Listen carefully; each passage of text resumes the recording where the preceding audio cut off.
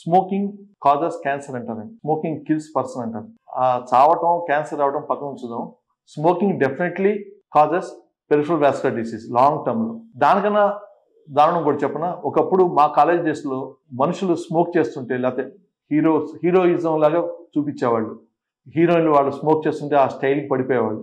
ఇప్పుడు రీసెంట్ ఏంటంటే ఎవరైనా అమ్మాయిలు పెళ్లి సంబంధం ఖాయం చేసుకోవాలంటే ముందు అబ్బాయి స్మోకింగ్ చేస్తున్నాడా, సిగరెట్ అలవాటు ఉందా లేదా కన్ఫర్మ్ చేసుకుని, ఆల్కహాల్ తీసుకునే అలవాటు ఉందా లేదా అది చూసుకుని అప్పుడు మ్యారేజ్ చేసుకుంటాను. అంటే ఈవెన్ అందరిలో అవేర్నెస్ వచ్చేసింది. సో స్మోకింగ్ వల్ల నాట్ ఓన్లీ పళ్ళు గారపట్టడం, నల్లగా అవటం, లిప్స్ అన్ని బ్లాక్గా అవటం ఇవి కాదండి, ఇవన్నీ ఎక్స్టర్నల్ అపీరెన్స్. యాక్చువల్గా హార్ట్ వీక్ అవుతుంది, లంగ్స్లో మొత్తం ఆ స్మోక్ అంతా డిసిపేట్ అయి ఉంటుంది, రక్త ప్రెషర్ కూడా తగ్గుతుంది. ఇప్పుడు ఉన్న అవేర్నెస్కి ఏ అమ్మాయి స్మోక్ చేసేవాడిని ఎవరిని లైక్ చేయదండి.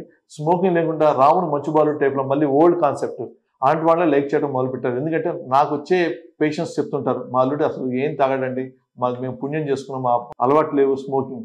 పెళ్ళైన తర్వాత అలవాటు అయితే ఫ్రెండ్స్ వల్ల అది వేరే విషయం అండి. అట్లీస్ట్ పెళ్లి వరకన్నా అతనికి ఏం చెడు హ్యాబిట్స్ లేకుండా చూడాలని పెళ్లి కూతురు తల్లిదండ్రులకు ఉంటుంది, పెళ్లి కూతురు కూడా ఉంటుందండి. ఇప్పుడున్న పరిస్థితుల్లో ఏ అమ్మాయి సిగరెట్ స్టైల్గా కూలింగ్ గ్లాస్ పెట్టుకుని రేబాన్ గ్లాస్ పెట్టుకుని సిగరెట్ తాగుతుంటే వాడిని చూసి లైక్ చేయడం అనేది జరగదండి. లైక్ చేస్తారో బాగున్నాడు స్మార్ట్గా ఉన్నాడని, పెళ్లి చేసుకుంటే మాత్రం చచ్చినా చేసుకోరు.